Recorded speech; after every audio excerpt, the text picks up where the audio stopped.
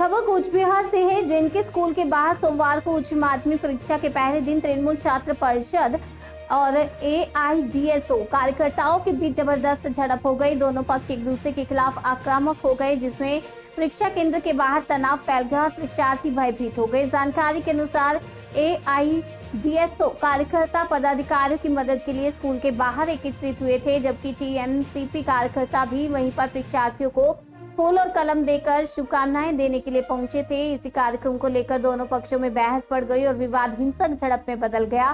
स्थिति को काबू में करने के लिए कोतवाली थाने की पुलिस को हस्तक्षेप करना पड़ा और दोनों गुटों को वहां से हटना पड़ा।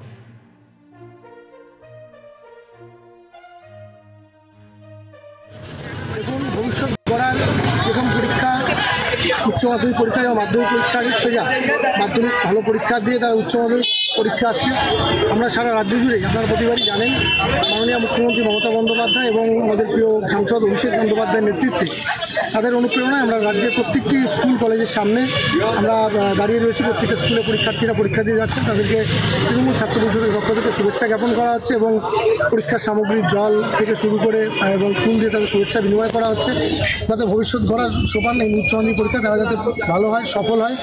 এবং তাদের অভিভাবকদের সাথেও আমরা কথা বলছি এবং আমরা দেখতে পাচ্ছি, আপনারা প্রত্যেকেই জানেন গত পরশুদিন রাজ্যের মাননীয় শিক্ষামন্ত্রী যখন ঐক্যপার একটি বার্ষিক সম্মেলনে যাদবপুর ইউনিভার্সিটিতে যান, তাকে এসএফআই, এডিআইএসও, পিডিএসএফ এরা তার উপর অতর্কিত হামলা করে এবং আমাদের শিক্ষক সংগঠনের নেতৃত্বদের প্রতি এবং তৃণমূল ছাত্র পরিষদের নেতৃত্বের প্রতি হামলা করা হয়।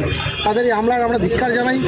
কোচবিহারে আমরা সকাল থেকে দেখতে পাচ্ছি কিছু স্কুল কলেজ ইউনিভার্সিটির সামনে এসএফআই, এডিআইএসওর গুটি কয়েক, কারণ তারা তো শূন্য এবং মহাশূন্য বিধানসভায় মানুষ পৌঁছে দিয়েছে, গুটি কয়েক 2-4-5 ছেলেমেলে তারা স্টুডেন্টদের ঢুকতে বাধা দিচ্ছে কিছু কিছু জায়গায় আমরা দেখতে পাচ্ছি। এবং অভিভাবকদের সাথে কথা বলেছি, আমাদের কাছে প্রচুর সকাল থেকে ফোন আসছে, টিকিটিং করে দাঁড়িয়ে আছে 2-4 জন। তো আমরা এসে তাদেরকে সরিয়ে দিয়ে উচ্চ মাধ্যমিক পরীক্ষার্থীরা যাতে ভালো করে পরীক্ষা দিতে পায়, তারা মনোযোগ সহকারে যাতে পরীক্ষা দিতে পায়, তার জন্য আমরা রাস্তায় রয়েছি। দাদা, অভিযোগ মারধর করার কি বলবেন?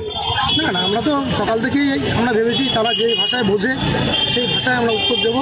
এখনও সেরকম কাউকে পাচ্ছি না, 2-4 জন ছিল, আমরা আসার পথেই তারা বাড়ির দিকে চলে যায়। আমরা আছি, সারাদিন রাস্তায় রয়েছি, যখন পরীক্ষার্থীরা থাকবে পরীক্ষা হলে আমরা রাস্তায় রয়েছি।